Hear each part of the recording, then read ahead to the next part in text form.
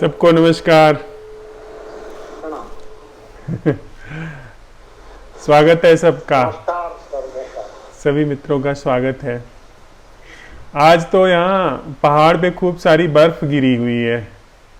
सुबह हम लोग उठे तो जो पहाड़ की चोटियाँ हैं वे बिल्कुल श्वेत हो चुकी थी। ऐसा लग रहा था जैसे कि किसी ने सुबह वाइट वॉश किया है वहाँ पे।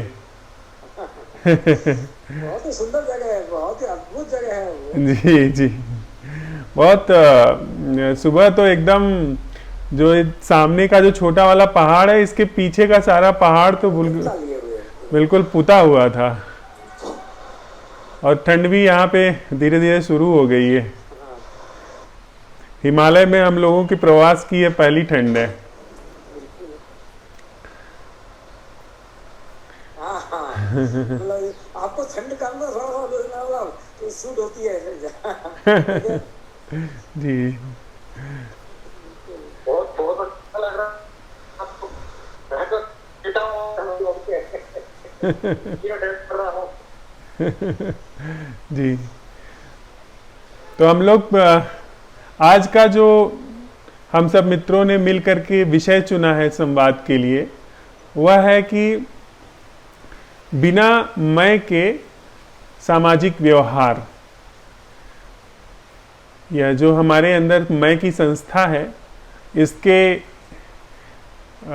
इसके स्वरूप को हमने कई संवादों में साथ साथ चलते हुए समझा है। और इसको समझते हुए हम यहाँ तक पहुँचे हैं कि यह संस्था दुख का कारण तो है ही हमारे जीवन के, और जो हम थोड़ा गहराई से इसकी जांच पड़ताल कर पाए हैं वो है ये कृत्रिम संस्था है, ये बनावटी संस्था है। इस संस्था का कोई जीवंत अस्तित्व नहीं है, कोई वास्तविक अस्तित्व नहीं है। यह संस्था भले ही जन्म से मृत्यु तक हमारे जीवन का आधार बन करके चलती है, हमारे जीवन को दिशा और दशा देते हुए चलती है, पर यह संस्था अस्तित्वगत नहीं है। इसका वजूद अगर अस्तित्व के संदर्भ में देखा जाए तो इस जमीन पे जितने भी हम इंसान हैं, सारे इंसान का अहम और उसके अहम का जो प्रताप है, जो प्रसार है, जो उस अहम की जो सिद्धि है, वह एक फूल की पंखुड़ी के बराबर भी नहीं है। फूल की एक छोटी सी जो पंखुड़ी है वह जीवंत है, वह सप्राण है, लेकिन हम सब मनुष्य मात्र के भीतर जो यह मैं का दावानल काम कर रहा है, यह असत्य है, यह झूठा है। तो यहाँ तक हम लोग साथ साथ चले हैं। अब थोड़ा सा आज के संदर्भ में लेकर के थोड़ा आगे बढ़ते हैं। आज के बिंदु पर आगे बढ़ने से पहले मैं एक छोटा सा संस्मरण आप लोगों से साझा करना चाहता हूँ, जो मेरे बचपन का संस्मरण है। बड़ा मार्मिक संस्मरण है और इससे थोड़ा हमारे जीवन शैली पे, कैसे हम जीवन में जीते हैं, उस पर बहुत प्रकाश पड़ेगा। जहाँ पे मेरा बचपन गुजरा, जिस गांव में मैं पैदा हुआ था, वहाँ एक स्कूल था जो बिल्कुल नदी के किनारे पर था। और उस समय दूर दूर तक स्कूल नहीं हुआ करते थे, तो कई बार 8-8, 10-10 किलोमीटर से भी छात्र और शिक्षक साइकिल से, जो आसपास रहते थे 2-3 किलोमीटर, 4 किलोमीटर, वो पैदल भी आते थे। और काफ़ी सारे छात्र इस पार से आते थे स्कूल में, और काफ़ी सारे छात्र उस पार से भी आते थे नदी के। तो एक बार ऐसा हुआ कि सावन भादों का महीना था, जुलाई अगस्त ये ऐसे ही रहा होगा। वहाँ पे उस पार से जो बच्चे आते थे, छात्र और शिक्षक जो लोग आते थे इस पार, वे सारे लोग ठीक समय पे पहुंचने के लिए, सही समय पे पहुंचने के लिए ऐसा रस होता था कि वह जो 9:30 बजे वाली नाव छूटती थी उस पार से, वह कभी कभी बहुत ज़्यादा भर जाती थी। और एक ही नाव थी जो उस पार से इस पार आती थी, इस पार से उस पार जाती थी। तो ठीक वो जो पॉइंट होता, समय का वो जो बिंदु होता था, उस समय 9:30 बजे के आसपास नाव बिल्कुल अपनी क्षमता से भी ज़्यादा भर जाती थी, क्योंकि सबको सही समय पे पहुंचने की जल्दी होती थी और सब घर से उसी समय पे निकलते थे कि 2, 4, 5 मिनट आगे पीछे पहुंच जाएं। हुआ ऐसा कि नदी बिल्कुल बढ़ी हुई थी और बच्चे नाविक के मना करने के बावजूद भी नाव में चढ़ते चले गए। तो नाव की जितनी क्षमता थी उससे 2 गुना बच्चे उसमें चढ़ चुके थे और नाव वाले ने बहुत मना किया कि नहीं, अब मत आप लोग चढ़िए, मैं फिर आ जाऊंगा, लेकिन देर न हो जाए, इसलिए बच्चे उसमें चढ़ते गए।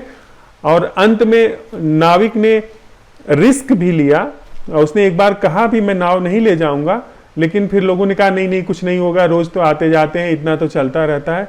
नाव लेकर के उसको चलना पड़ा और बीच धारा में पानी का बहाव तेज था, तो थोड़ा सा नाव डगमगाई और उसके बाद बच्चे भी घबरा गए और उसमें नाव जो है डूब गई। वो ठीक बीच धारा में जाकर के नाव डूब गई। उसमें 40 बच्चे और कई सारे शिक्षक जो तैरना नहीं जानते थे, वे सारे डूब गए। उस समय की एक चारों तरफ उस घटना का फैलाव हो गया था। चारों तरफ वहाँ पे जो उस घटना घटी थी हृदय विदारक, उसको लेकर के खूब चर्चा हुई। उसके अलावा एक बात की और भी चर्चा हुई जो आज भी वहाँ पे उस गांव में और उस गांव के आसपास के लोगों के बीच चर्चा का विषय बनी रहती है। वह थी कि उस नाव में एक शिक्षक सवार थे, एक पंडित जी थे जो उस विद्यालय में पढ़ाते थे और एक 14-15 साल का बच्चा, ज़्यादा से ज़्यादा हाई स्कूल में या 8 या 9 में पढ़ता होगा, वो था। तो वो बच्चा तैरना जानता था, लेकिन शिक्षक जो थे वो तैरना नहीं जानते थे। तो जब नाव डूबी तो वह बच्चा धीरे धीरे तैर करके किनारे जाने लगा और शिक्षक जो थे उन्होंने उसका शर्ट पकड़ लिया कि मुझे भी लेके चलो। जब उन्होंने शर्ट पकड़ लिया तो वह बच्चा भी डूबने लगा। थोड़ी उस बच्चे ने कोशिश की कि मैं पंडित जी को लेके थोड़ा सा बाहर चलूं, लेकिन वो डुबकी खाने लगा। इसके बाद उस बच्चे ने जब डुबकी खा करके वह पानी के अंदर से बाहर आया तो पंडित जी से कहा कि पंडित जी आप मुझे छोड़ दीजिए, अगर आप नहीं छोड़ते हैं तो मैं भी डूब जाऊंगा आपके साथ। और पंडित जी ने डूबते हुए शिक्षक ने उसका शर्ट छोड़ दिया, यह कह करके कि जाओ बेटा तुम ही बच जाओ भला। पंडित जी डूब गए। यह जो जीवन है जो वो शिक्षक जी रहे थे, यह असाधारण जीवन है। डूबते व्यक्ति को चाहे आधे सांस का भी मौका मिल जाए लेने का, लेकिन डूबता हुआ व्यक्ति कभी भी नहीं छोड़ता है जीवन की आस। वो चाहे एक सांस ही उसके ऊपर चढ़ करके उस लड़के के ऊपर ले पाते, लेकिन नहीं छोड़ते। जीवेषणा बहुत गहरी है, वो हमारे सोच विचार से बहुत ही अंदर गहरे में काम करती है कि आदमी जीना चाहता है, लेकिन वह जो उन्होंने छोड़ दिया वह निश्चित रूप से मनुष्य का जो चित्त है उससे बहुत ही श्रेष्ठ कर्म है। हमने आपने जातक कथाओं में बुद्ध को भी सुना होगा, जब वे सुनाते थे कि एक जन्म में वो हाथी थे और जंगल में आग लग गई थी और एक छोटा सा खरगोश आकर के उनके पैर के नीचे हो गया। अब अगर वो पैर आगे बढ़ाते तो वो खरगोश मर जाता। और उन्होंने कहा कि वे खड़े खड़े जल गए, लेकिन उन्होंने आगे पैर नहीं बढ़ाया। हाथी पूरा खड़ा खड़ा जल गया, लेकिन उसने खरगोश के ऊपर अपना पैर नहीं रखा। कहते हैं कि उसके बाद उनका भिन्न योनि में जन्म हुआ था। अब हम आते हैं अपने आज के संवाद के बिंदु पर। हमारे जीवन में हम ऐसा समझते हैं कि समाज जैसी कोई चीज है, लेकिन ध्यान से अगर हम देखें तो कहीं भी जाएं अगर हम, तो समाज हमें कहाँ मिलेगा? क्या हम कहीं समाज को छू सकते हैं? जहां भी हम जाएंगे हमें व्यक्ति मिलेंगे। मैं मिलूंगा, आप मिलेंगे, क ख ग व्यक्ति मिलेगा, लेकिन कहीं भी समाज जैसी चीज नहीं मिलेगी। मैं अगर अपने घर से निकलता हूं और सोचता हूं कि कहीं मुझे परिवार मिल जाए, जिस परिवार में मैं मिलता हूं, कहीं ऐसा मेरे अंदर ख्याल आए कि मैं परिवार से दो बातें कर लूं, तो कहां परिवार मिलेगा? कहां राष्ट्र की संस्था मिलेगी? कहां धर्म की संस्था मिलेगी? जहां पर भी मैं जाऊंगा हमें व्यक्ति मिलेंगे।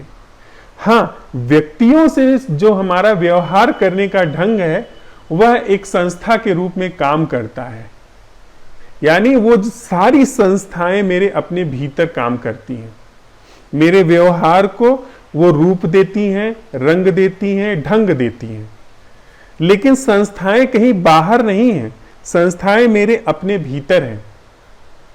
तो वह वहां पर जहां पे मैं की संस्था नहीं है, जहां पे अपने को महत्व देने का, अपने को सही ठहराने का, अपना उद्धार करने का, अपना अलंकार करने का, अपना महिमा मंडन करने का जो भाव है, उसको लेने वाली अगर कोई संस्था नहीं है, तो वहां पर व्यवहार कैसे होगा? हम आप जानते हैं कि संस्थाओं से कहीं न कहीं हमारा व्यवहार जो सहज होना चाहिए, जो सम्यक होना चाहिए, वह विकृत होता है। हम ऐसा समझते हैं कि संस्थाएं जो बनी हैं उनसे हमारे व्यवहार जो हैं वो कुशल होते हैं। जो संस्थाएं बनी हैं उनसे हम अपने व्यवहार को, जीवन को एक समुचित दिशा और दशा देते हैं। लेकिन जहां पर जीवन है और जहां पर संबंध है, वहां पर सारी संस्थाएं संबंधों को और जीवन को अनिवार्य रूप से विकृत करती हैं। संस्था की आवश्यकता है, संस्था का जो ढांचा है उस ढांचे की आवश्यकता है, पर वह आवश्यकता बहुत बाहरी तल पर है। वह हम अगर 10 मित्र एक जगह पर रह रहे हैं तो वहां पे एक संस्था बिल्कुल होनी चाहिए जो कि वहां पे भोजन का, रहन सहन का प्रबंध करे। कुछ मित्रों के बीच में ऐसा तालमेल होना चाहिए कि कोई भोजन पका दे, कोई बाजार से सब्जी ला दे, कोई साफ सफाई का जिम्मा उठाए। तो ऐसे कई मित्रों का जो जिस लायक है मिलकर के एक संस्था का निर्माण करके हम उसमें सहयोग कर सकते हैं। लेकिन जब बात आती है संबंध की, जब बात आती है जीवन की, तो वहां पे संस्थाएं बहुत घातक हो जाती हैं। क्योंकि हमने आपने साथ साथ चलते हुए इस बात का अन्वेषण किया है कि जो भी चीज जीने के नाम पर मेरी चेतना के समक्ष रहेगी वही मैं हूं। मैं और मेरे अंदर जो विचार, सोच विचार चल रहे हैं, उससे अलग थलग मेरा कोई अस्तित्व नहीं है। तो जब मैं जीवित हूं और परिवार संस्था बनी हुई है, मैं अगर जीवंत हूं और अगर सामाजिक संस्था बनी हुई है, मैं अगर जीवित हूं, मेरे सामने धार्मिक संस्थाएं बनी हुई हैं, राष्ट्र की संस्था बनी हुई है, तो वही संस्था यहां पर जीवित है जीवन के नाम पर। मैं अगर बना हुआ हूं जो कि सारी चीजों का प्रबंधन कर रहा है, सारी चीजों को मैनेज कर रहा है, तो वो सारी चीजें ही मेरे नाम पर जीवित हैं। रसोई का, 4 लोगों के रहने का काम, जैसे ही काम खत्म हुआ भोजन का, वैसे ही वो संस्था भंग हो जाती है। लेकिन जीवन के नाम पर अगर कोई संस्था बन गई, जैसे परिवार, तो वो परिवार संस्था कभी भंग नहीं होती है। परिवार संस्था 24 घंटे हमको ऑक्युपाई कर लेती है, हमको हैक कर लेती है। समाज संस्था है तो समाज संस्था 24 घंटा जन्म से लेकर मृत्यु तक हमको हैक किए हुए हैं। राष्ट्र की संस्था 24 घंटे हमको हैक कर लेती है, क्योंकि हमने संबंधों के नाम पे राष्ट्र का एक समूह बनाया हुआ है। राष्ट्र का, जैसे पहले कबीले बनते थे, उसी तरीके से कबीलों का विस्तार होकर के राष्ट्र की संस्था बनी है। धार्मिक संस्थाएं बनी है जो एक विशेष तरीके की मान्यताओं का समर्थन करती हैं। परिवार की संस्था बनी है जो कि एक जगह रह करके अपने महत्व को सिद्ध करती है। परिवार की संस्था शायद अगर कभी बनाने वाले ने बनाई होगी तो बस बाह्य तल के लिए बनाई होगी कि उसका एक समुचित उपयोग हो, जहां पे बच्चे पल सके, जहां पे 4 लोग मिल करके भोजन कर सकें, जहां पर कोई भोजन पका दे, कोई खेतों से अनाज उगा करके ले आए। लेकिन कहीं से भी यह भाव नहीं था कि परिवार संस्था कुछ ऐसा स्वरूप ले लेगी कि वह जीवन की जगह पर प्रवेश कर जाएगी, वह जहां पर जीवन गतिमान है उस क्षेत्र में प्रवेश कर जाएगी। और ऐसा हुआ है, यह दुर्घटना हुई है। संबंध के नाम पे हम सिर्फ और सिर्फ उसी का ख्याल रखते हैं जो मेरे परिवार का सदस्य है। मैं 1 करोड़ रुपया कमाऊं, 1 रुपया कमाऊं, 1 अरब रुपया कमाऊं, लेकिन यह इसी संस्था को समर्पित होगा। मैं कितना भी कुशल हूं, कितना भी बाहर के जगत में मेरे पास हुनर हो जाए, मैं बड़े से बड़ा कवि हो जाऊं, बड़े से बड़ा साहित्यकार हो जाऊं, कलाकार हो जाऊं, राजनेता हो जाऊं, लेकिन जो भी कुछ मुझे मिलेगा वह मेरे परिवार को ही जाएगा। जो भी कुछ मिलेगा मैं अपने बेटे को, अपनी बेटी को, अपनी पत्नी को या अपने पति को ही दूंगा। जो भी मेरे पास आएगा उसका सर्वप्रथम अधिकार होगा जो मेरे मैं के हिस्से हैं, जो मेरे मैं का भाग है। मेरे मैं का भाग, मेरे होने का भाग, मेरे जीवन का भाग परिवार हो चुका है। और अगर हम थोड़ा सा और गहरे जाएं, जो कि पिछले संवाद में हमने चर्चा की, तो परिवार इसलिए है क्योंकि परिवार निकटतम रूप से मेरे मैं को सपोर्ट करता है। परिवार का जो सदस्य है वो 24 घंटा मेरे मैं के लिए खड़ा है। ऐसा हम समझ करके परिवार बनाते हैं, जो कि होता नहीं है। ऐसा होता नहीं है, क्योंकि परिवार की संस्था से भी गहरी एक संस्था है जो है मैं, जो है अहम। यह मैं की संस्था परिवार के भी संस्था से गहरी है। तो परिवार में पति है, पत्नी है, बेटी है, बेटा है, पिता है, माता है। वह जो मैं की संस्था मां के अंदर बैठी है, वो मैं की संस्था जो बेटे के अंदर बैठी है, पति के अंदर बैठी है, वह अपनी अपनी ओर खींच रही है। तो इन सारे मामलों में जहां पर भी संस्थाएं हैं जीवन के नाम पे, अनिवार्य रूप से विघटन का कारण बन रही हैं। जीवन में और संबंध में संस्था की बिल्कुल भी आवश्यकता नहीं है।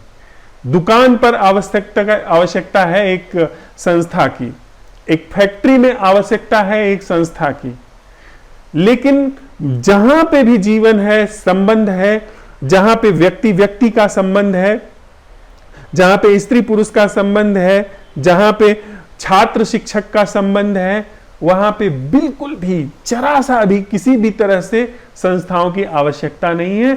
वहां पर वैसे ही संबंध हो असंस्कारित रूप से होना चाहिए जैसे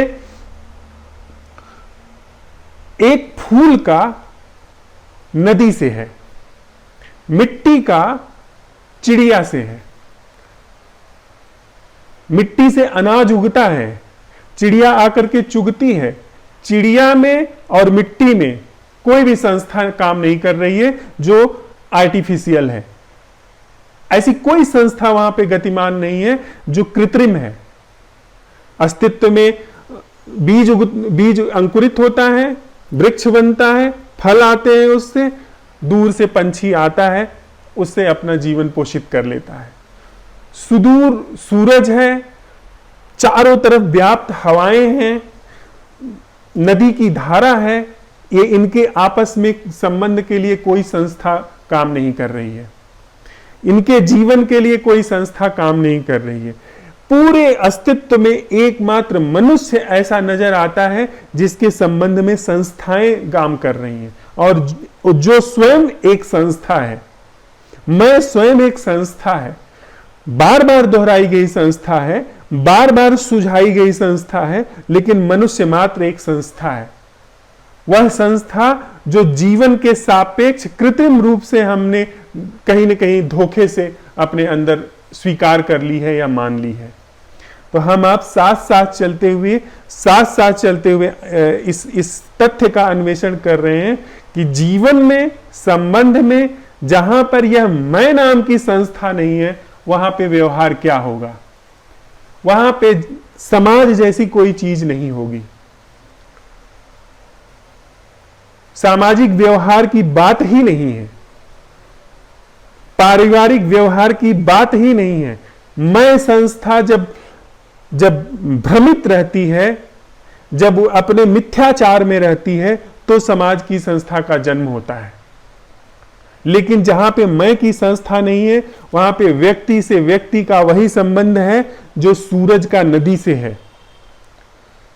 वहां पर व्यक्ति का व्यक्ति से वही संबंध है जो एक चिड़िया का अंकुरित होने वाले अनाज से है। अकारण कोई संस्था बीच में नहीं है। जब मेरे पास मैं नहीं है, तो मेरे पास जो भी ज्ञान होगा, मेरे पास जो भी जीवन की कला हाथ लगेगी, मैं उन्मुक्त हाथों से बांटूंगा।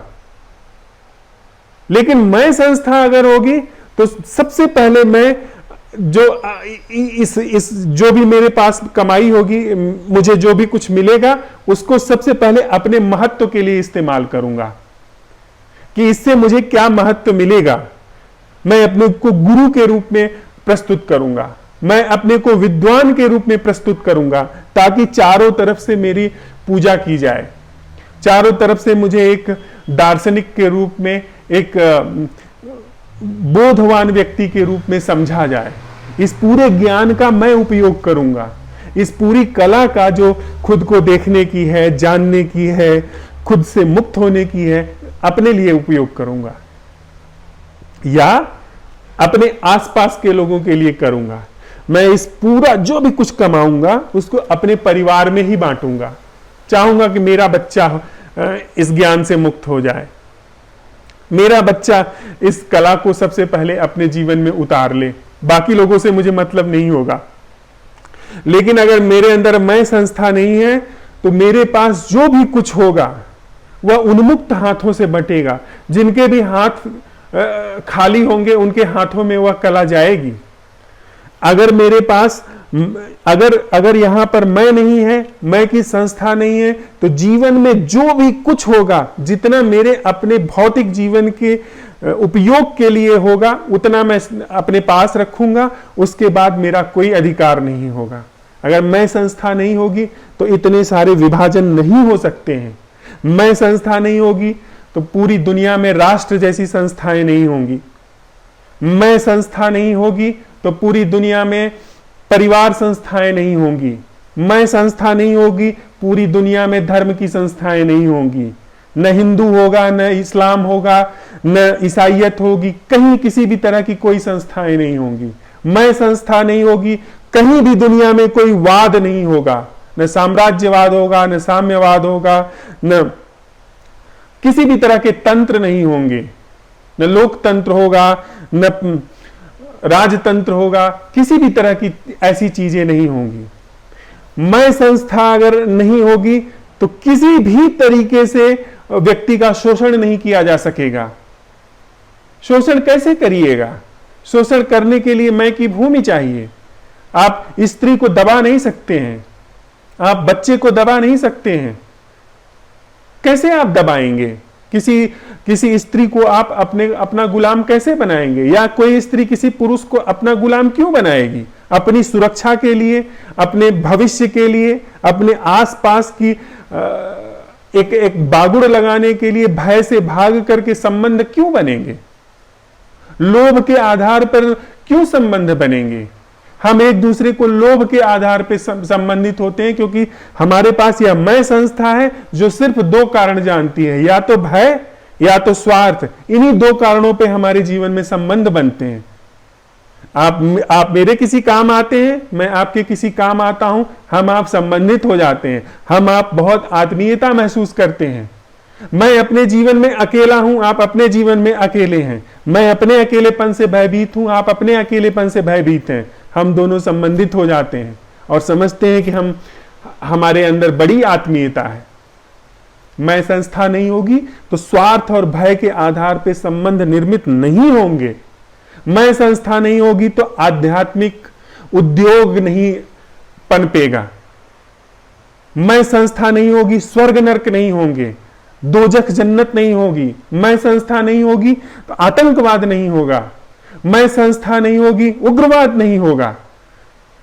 मैं संस्था नहीं होगी राज्य नहीं होगा, वो ऐसा राज्य जो कि जिसके सर्वोत्तम पद पे पहुंचने के लिए हम सब के अंदर एक आशा बनी रहती है। हम सब लोग राष्ट्रपति बनना चाहते हैं, अवसर नहीं मिले वो अलग बात है, पर हम सब लोग राष्ट्रपति बनना चाहते हैं। हम सब लोग नोबेल पुरस्कार पाना चाहते हैं, भारत रत्न पाना चाहते हैं। हम सब लोग दुनिया के सबसे बड़े धनपति होना चाहते हैं। मैं संस्था नहीं होगी तो यह सब कुछ नहीं होगा। जिसको इस अस्तित्व में जिस चीज की जरूरत होगी वह उतना ले लेगा, और अस्तित्व के पास हमारी जरूरत से अनंत गुना ज्यादा है। मैं संस्था नहीं होगी कोई भूख से नहीं मरेगा। मैं संस्था नहीं होगी जनसंख्या विस्फोट नहीं होगा। मैं संस्था नहीं होगी तो किसी भी तरह से दुनिया में विभाजन के और बांट करके लड़ने के उपाय नहीं रचे जाएंगे। हम आप साथ साथ चल रहे हैं। साथ साथ चलते हुए आपने देखा कि यह मैं संस्था है जो सब तरीके से सम्यक व्यवहार को नष्ट करती है, सम्यक संबंध को नष्ट करती है, सम्यक जीवन को नष्ट करती है। और मैं संस्था नहीं है तो जीवन सहज है। दुनिया का कौन सा ऐसा पशु है जो बिना भूख के मारता है? एकमात्र इंसान है जो बिना भूख के लाखों लोगों की हत्या कर सकता है, करोड़ों लोगों की हत्या कर सकता है। पिछली सदी में ऐसे आक्रांता हुए हैं, ऐसे दुष्ट लोग हुए हैं जिन्होंने करोड़ों करोड़ों लोगों की अकेले हत्या करवा दी। मैं संस्था कि मैं एक कुलीन जाति से हूं, मैं एक ऐसी नस्ल का हूं जो कि दुनिया की सबसे परिष्कृत सबसे उन्नत नस्ल है। हिटलर के अंदर यही भाव था कि वह दुनिया की श्रेष्ठतम नस्ल है और उसको इसलिए बनाया गया है कि दुनिया के सारे व्यक्तियों पे शासन करें, और जो लोग उसकी इस नस्ल का समर्थन नहीं कर रहे हैं उनको मिट जाना चाहिए। सिर्फ इसी भाव से उसने लाखों लाखों लोगों को गैस चैम्बर में डाल के उबलवा करके मरवा दिया। मैं संस्था, ये सब मैं संस्था की वजह से होता है। मैं संस्था नहीं होगी, मुझे इतना धन क्यों चाहिए जो कि कभी उपयोग में नहीं आता? मुझसे मेरी बात मत स्वीकार करिए, हमारे पास बहुत सारा ऐसा धन है। मैं यह बिल्कुल नहीं कह रहा हूं कि आप अपना धन त्याग कर दीजिए। सिर्फ मैं हम आप साथ साथ चलते हुए सवाल उठा रहे हैं। हमारे पास अनुपयोगी बहुत सारा धन है, हमारे पास अनुपयोगी बहुत सारे विचार हैं, हमारे पास बहुत सारे अनुपयोगी भाव हैं। ये सारी चीजें मैं संस्था से निर्मित होती हैं। अगर मैं संस्था नहीं है, इस दुनिया में जिसको जहां पर जितनी जरूरत होगी वह ले लेगा और उसके बाद उसको फिक्र नहीं होगी। हम चार मित्र जब खाने की टेबल पर बैठते हैं तो वहां पर जिसको जितना खाना होता है वह अपनी प्लेट में उठा करके रख लेता है और खा लेता है। उसको इसकी फिक्र नहीं होती है कि वो उठा करके दूसरे को दे, उसको देने का भाव भी नहीं होता है। वो अलग बात है कि कोई बहुत आत्मीयता है तो स्नेह से चाहता है कि थोड़ा और आप मीठा खा लें, लेकिन वहां पे ऐसा नहीं होता कि इस पूरी टेबल पे मेरा अधिकार है और मैं दूंगा। दुनिया की सारी संपत्ति एक अस्तित्व की संपत्ति है, जिसे हम अपनी संपत्ति समझते हैं, जिसे हम अपनी जमीन समझते हैं, वह सिर्फ इस मैं संस्था के कारण पैदा होता है। अगर यह मैं संस्था नहीं है तो न तो तिनका भर हमारा है और न ही पूरा अस्तित्व गैर का है। वह अपने और पराये से मुक्त है। सब कुछ यह जो अपना पराया मेरा तुम्हारा यह सब मैं संस्था के निर्माण है। मैं संस्था न हो इसके बाद कैसे व्यवहार होगा, कैसे आचरण होगा, कैसे दुनिया में हम व्यवहार करेंगे, कैसे संबंधों में उतरेंगे, इसके लिए हमको कोई नक्शा बनाने की आवश्यकता नहीं है। हमने इस मैं संस्था के आधार पे जो नक्शे बनाए हैं, जो तरीके बनाए हैं समाज में जीने के, व्यवहार करने के, नकाब लगा करके एक दूसरे से मिलने के, वो सारे नकाबों को, वो सारे नकाब, वो सारे ढंग, वो सारे क्रियाकलाप सिर्फ हमको समझने हैं। तितली को बताने की जरूरत नहीं होती है कि वो पुष्प से कैसा व्यवहार करे, और पुष्प को यह बताने की जरूरत नहीं होती है कि वह तितली से कैसा व्यवहार करे। तितली का फूल से परिचय भी नहीं होता है, लेकिन जब तितली फूल के पास आती है, जितना उसको रस लेना होता है वह लेकर के उड़ जाती है, और फूल की पंखुड़ियां भी कहीं ना कहीं आनंदित हो रही होती हैं जब तितली उनसे रस लेकर के जाती है। दोनों एक दूसरे से अपरिचित हैं, लेकिन दोनों में एक गहरा संबंध काम कर रहा है, जो हमको आपको लगता है कि लेन देन का संबंध है, पर वह लेन देन का संबंध नहीं है। वह तितली और फूल ये दो चीजें नहीं है। यह हमारी बुद्धि कहती है कि तितली फूल से अलग है। यह एक ही अस्तित्व के अलग अलग रूप हैं, एक ही अस्तित्व की अलग अलग अभिव्यक्तियां हैं। तो हम आप साथ साथ चलते हुए इस चीज का परीक्षण कर रहे हैं कि वह संस्था जो समाज में व्यवहार के लिए घातक है, समाज में नहीं, वह संस्था जो जीवन में, इंसान प्रकृति में, जिसको हम अलग अलग इंसान कहते हैं, जो कि हो सकता है न हो, जिसको हम अपने से अलग प्रकृति कहते हैं, जीव जंतु कहते हैं, जो कि हो सकता है कि न हो, उसके बीच में संबंध और व्यवहार के लिए जो हमने संस्थाएं बनाई हुई हैं, जो हमने मानदंड तय किए हुए हैं, उनका जब हम साथ साथ परीक्षण करते हैं तो पाते हैं they are like burning hot potato. जैसे आप leave like hot potato, English में एक कहावत है, लीव लाइक हॉट पोटैटो, गरम आलू की तरह छोड़ दीजिए। हम जब यह देखते हैं कि ये संस्थाएं जो हमने बनाई हुई हैं व्यवहार में, कोई भी दुनिया में न करे, लेकिन मैं अगर देखता हूं कि ये संस्थाएं घातक हैं संबंध में, वे अपने से जलते हुए अंगारे की तरह छूट जाती हैं। छोड़ना नहीं पड़ता है, और न ही मुझे इस बात को तय करना पड़ता है कि व्यक्ति का व्यक्ति से कैसे संबंध हो। वह जीवन अपने आप जब जरूरत होती है, जैसा जो बन पड़ता है वैसा व्यवहार कर लेता है। तब मुझे अपने शहर के जो मलिन बस्ती है, वहां जाकर के रोटी या किताबें बांटने की योजना नहीं बनानी पड़ेगी। तब मुझसे जो भी समुचित व्यवहार हो पाएगा वो अपने आप हो जाएगा, बिना अपने को महत्व देने के लिए, बिना फोटो खिंचाने के लिए, बिना फोटो खिंचा करके सोशल मीडिया पे दिखाने के लिए। मेरा अपनी पत्नी से, मेरा अपने भाई से, मेरा अपने मित्र से जो सम्यक व्यवहार होगा वो अपने आप घट जाएगा। उसमें मुझे योजना बनाने की जरूरत नहीं है, मुझे किसी तरीके के मानदंड तय करने की जरूरत नहीं है। अपने से सारी की सारी चीजें घटती चली जाएंगी। वह पंडित जी, वह शिक्षक जब डूबने लगे और सम्यक कर्म घटित हुआ, वहां पर छात्र का उन्होंने शर्ट पकड़ा, कहा कि बेटा मुझे भी बचा लो, लेकिन छात्र ने कहा कि पंडित जी मुझे छोड़ दीजिए, नहीं तो मैं भी डूब जाऊंगा आपके साथ। वह हाथ छूट गया। यह सम्यक जीवन से पैदा हुआ कर्म था। जरूरी नहीं कि जो लोग बिल्कुल गुरु का वेश बनाए हुए, बहुत एक ऊंचे मंच पे बैठे हुए, महिमा मंडित रूप में, जिनके लाखों करोड़ों फॉलोअर हैं, वो बुद्ध पुरुष हो। वहां पे हो सकता है कोई छलिया भी बैठ सकता है, और हो सकता है आपके घर में, हो सकता है आपके पड़ोस में कोई ऐसा व्यक्ति रह रहा हो जो सम्यक रूप से जी रहा हो, जिस व्यक्ति को भी न पता हो कि वो सम्यक रूप से जी रहा है। उन सज्जन का कहीं कोई पता नहीं था। जैसे सब शिक्षक थे वो भी शिक्षक थे, जैसे सब माता पिता पति पत्नी थे वह भी थे, लेकिन जीवन कहीं ना कहीं अंदर धार में था, जीवन में कहीं ना कहीं धार थी कि जैसे ही उस लड़के ने कहा कि पंडित जी छोड़ दीजिए नहीं तो मैं डूब जाऊंगा, हाथ से उसका शर्ट छूट गया, मुंह से निकला कि जा बेटा कम से कम तू बच जा, और डूब गए।